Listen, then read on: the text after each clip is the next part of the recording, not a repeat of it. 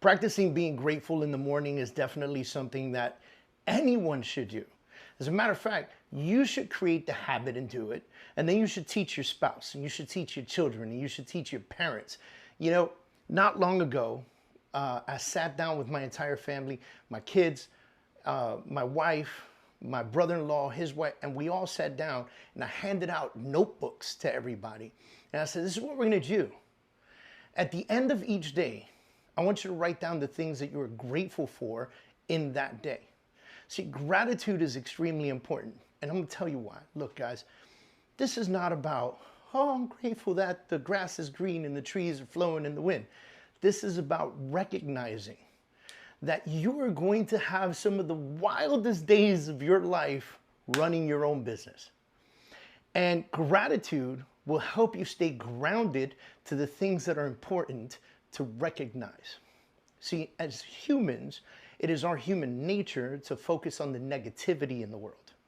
And therefore, that's why the news is negative. That's why movies with war are top movies in the box office. That's why, you know, Marvel and DC take the reins when it comes to the craziness, because there's a lot of negativity, there's a lot of battling, there's a lot of fighting.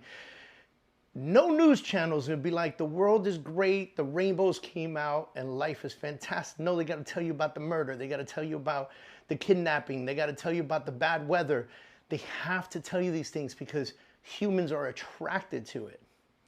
So it is even more important for you on a daily basis to sit down and really, really, really focus on understanding the things that you're grateful for and put some focus into it, right?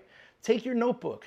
You can do this, by the way, this isn't a weird spot in this module because you can do this first thing in the morning when you wake up early and you got a little time, you know, you did some meditating, you had some thoughts, and you can say the things that you're grateful for.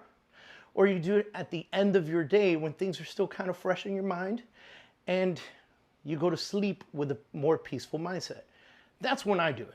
I enjoy writing down my gratitude at night because it helps me sleep better. It helps me go to sleep on a very positive note.